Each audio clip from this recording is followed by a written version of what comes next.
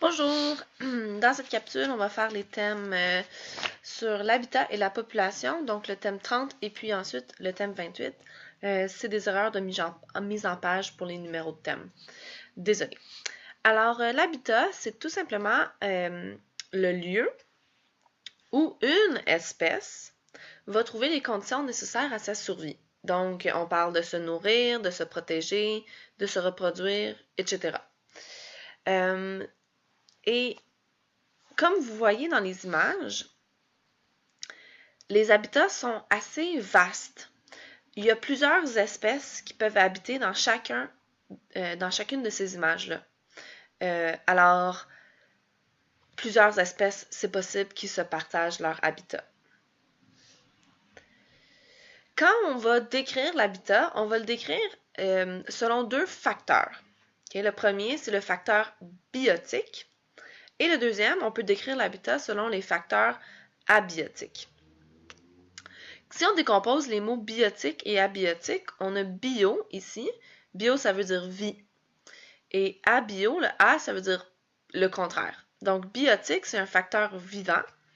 Et abiotique, ça va être un facteur non vivant. Si on regarde les facteurs vivants qui peuvent influencer mon habitat, j'ai la présence de nourriture. La nourriture, c'est vivant. Il n'y a pas d'espèce qui mange des roches. Okay? Manger une plante, la plante, c'est quelque chose de vivant. Donc, la présence de nourriture, c'est un facteur vivant qui va influencer l'habitat d'une espèce. Prédation, compétition. Donc, c'est deux choses différentes. Il me manquait de lignes, alors je les ai mis sur la même ligne. La prédation, c'est combien de prédateurs est-ce que cette espèce-là a dans son habitat. Et la compétition, c'est est-ce qu'il y a d'autres espèces dans cet habitat-là qui veulent la même nourriture que mon espèce ou le même territoire. Donc, à ce moment-là, il va y avoir une compétition entre les deux espèces et ça va résulter parfois en bagarre ou en manque de ressources. Ensuite, on a les maladies. Donc, s'il y a une bactérie ou un virus dans l'habitat, puis les individus de l'espèce habitent en proximité, mais ça va peut-être se propager, puis ça va devenir un problème. Les maladies, s'ils sont causées par des bactéries, par des virus, par des parasites, toutes ces choses-là, ce sont des vivants. Ils sont très, très, très petits, mais ce sont des vivants pareils. Ensuite, on a la présence de végétaux. Qui peuvent servir à faire un abri. Par exemple, un castor qui va aller ronger des bois pour faire son abri dans l'eau. Alors ça serait un facteur biotique. Et finalement, la présence humaine. Les humains, on est vivants et souvent, on est un aspect négatif à un habitat. Donc, on va aller déranger l'habitat naturel d'une espèce animale ou végétale. Mais reste que, comme nous sommes vivants, on est quelque chose, on est un facteur biotique. Le deuxième type de facteur, c'est les facteurs abiotiques, donc comme j'ai dit, pas vivants, non vivants. Et c'est des choses comme le climat, le relief, la présence d'eau, toutes ces choses-là, ce sont des choses non vivantes qui vont aller modifier l'habitat de mon espèce. Donc, si je prends un exemple des ours polaires, ben, le climat qui change va changer leur habitat, ça va les forcer à déménager. S'il y a un gros tremblement de terre, puis je sais pas, ça crée une grosse fracture dans la montagne, puis là, les animaux sont plus capables de voyager facilement dans leur milieu, ben, ce relief-là va avoir changé leur habitat. Présence de l'eau et nature de l'eau, donc l'eau douce, l'eau salée, ça va changer. Et encore une fois, notre abri, bon, alors un facteur comme, ça vient un peu chercher le relief. Donc, s'il y a une caverne, s'il y a des gros trous dans la roche, des choses comme ça, ça peut changer un peu l'habitat de notre espèce. On va passer à nos exercices. On m'a fait savoir que beaucoup de personnes ne prenaient pas le temps d'écouter la vidéo, regardaient juste les noms. Alors, afin d'éviter cette petit tour de passe-passe, ben, je vais faire ma ligne et je vais vous donner les réponses oralement. Donc, 1 indique que ces facteurs suivants sont des facteurs biotiques ou abiotiques. Donc, biotique vivant, abiotique non vivant. La saison des pluies a amené beaucoup d'eau à la région. Ici, ce qui fait changer ce qui va faire changer l'habitat, ça va être la quantité d'eau. L'eau, ce n'est pas vivant. Donc ici, le 1A, ce serait abiotique. B. Un castor commence son barrage et mange beaucoup d'arbres pour construire son barrage. Comme il mange beaucoup d'arbres, en fait, on n'aurait pas dû dire mange, on aurait dû dire gruge parce qu'il ne mange pas le bois. Il va gruger beaucoup d'arbres. Il va utiliser quelque chose de vivant, les arbres, pour se construire son abri. Alors ici, ça va être un facteur biotique vu que les arbres sont vivants. Et le C, un campeur vient d'installer sa tente proche de l'étang. On pourrait penser que dans cet exemple-là, le campeur va faire un feu, il va faire beaucoup de bruit, il va laisser ses déchets. C'est pas un bon campeur. Et ces actions-là vont venir modifier l'habitat de ces animaux-là ou de ces plantes-là. Alors, comme il s'agit d'un campeur et que celui-ci est vivant, ça va venir chercher la présence humaine. Et ça, c'est un facteur biotique. Donc, on avait abiotique, biotique, biotique. On va passer à la niche écologique. Donc, dans la niche écologique, c'est quelque chose de très vague. C'est plus vague que mon habitat. Okay? Je vais vous écrire la définition, mais prenez vraiment le temps d'écouter mes explications. Donc, une niche écologique, ça correspond à deux choses. Premièrement, ça correspond au rôle que joue l'espèce dans son environnement. C'est ça qu'on va indiquer vers la fin de la page. Là, on en a trois. On a trois rôles possibles. Et ça correspond aussi au lieu occupé, au régime alimentaire et à la période d'activité de mon espèce. Okay? Donc, la période d'activité, c'est s'il est diurne, actif le jour, ou nocturne, actif la nuit. Donc, tout ça ensemble, le rôle, les lieux occupés, le régime alimentaire, la période d'activité, tout ça ensemble, c'est la niche écologique de mon vivant. Et contrairement à mon habitat, où je peux dire comme un récif de corail ou une forêt québécoise, ben je peux pas vraiment nommer par un seul mot une niche écologique. Okay? C'est une description, une niche écologique. Donc ici, dans mes images, j'ai mes deux habitats.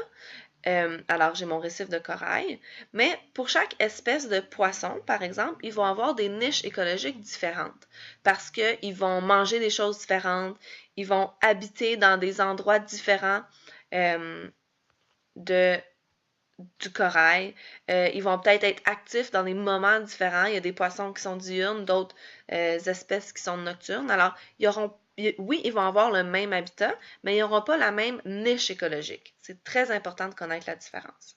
Même chose dans ce dessin-là. Alors, ils ont le même habitat, ils habitent dans la même forêt, mais juste la hauteur où ils habitent précisément, où ils font leur nid, par exemple, ça pourrait changer assez de choses pour qu'ils aient la niche écologique différente.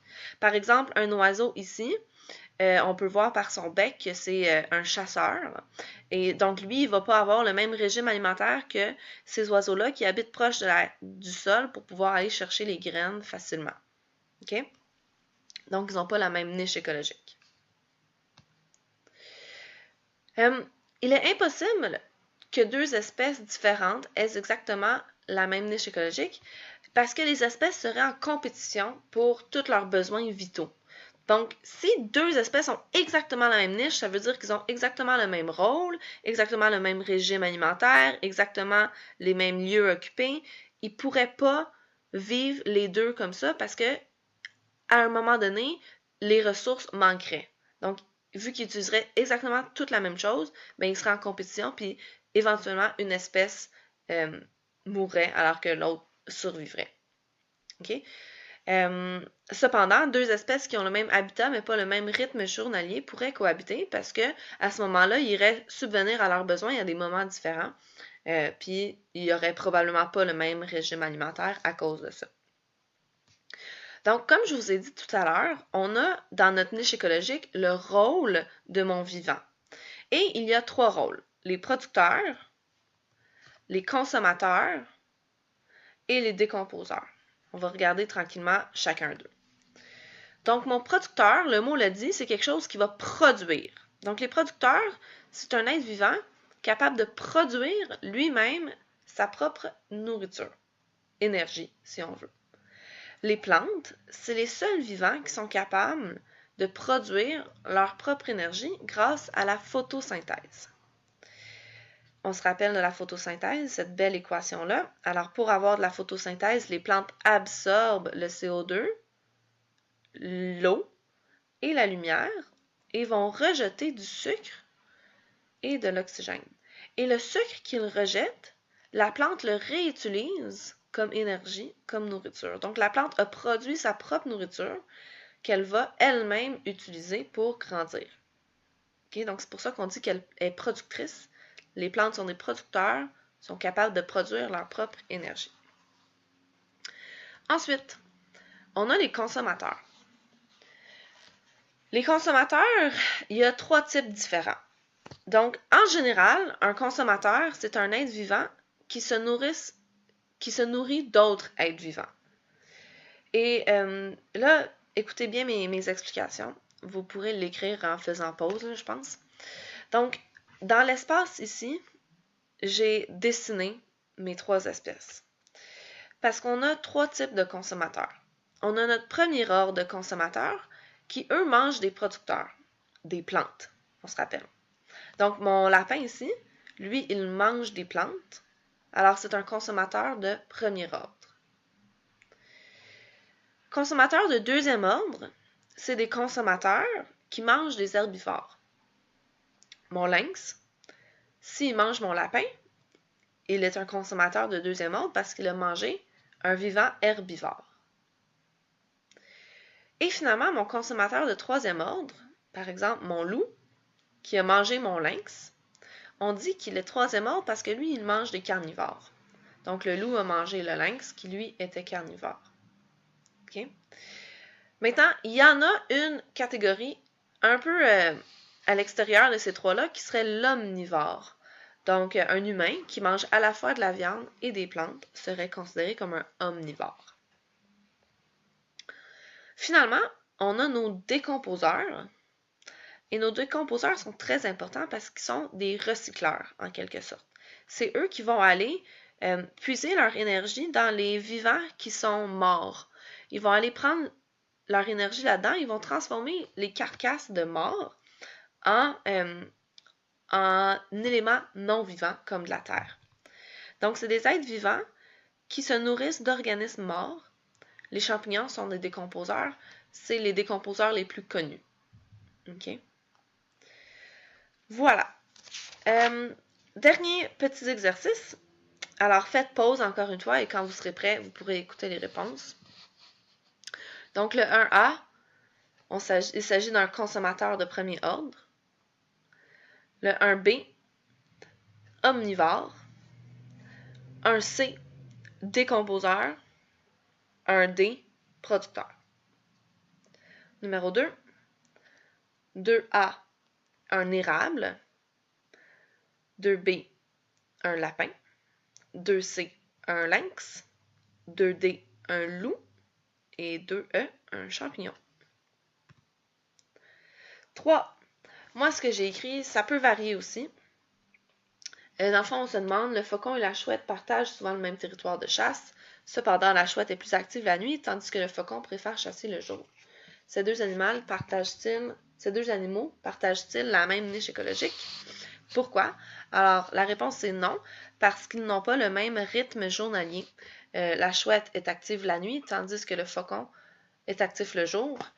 Et le rythme journalier fait partie de la niche écologique, donc non, ils n'ont pas la même niche écologique. Voilà, bonne étude!